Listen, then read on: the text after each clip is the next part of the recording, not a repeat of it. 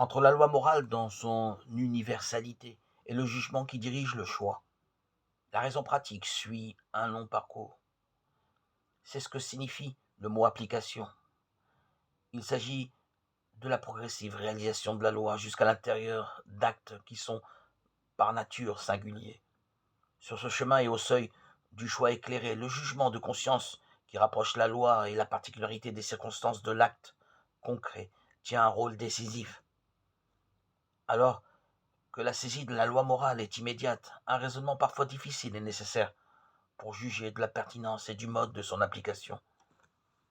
Pour cela, la conscience de chacun n'est pas abandonnée à elle-même. Dans les livres de l'Ancien Testament ou dans les littératures antiques, la réflexion s'est portée sur des cas plus circonstanciés, plus particularisés, qu'on se proposait d'éclairer les lumières de la loi morale. Il y a dans ces livres un trésor de sagesse où chacun, dans ses interrogations et ses perplexités, est invité à puiser.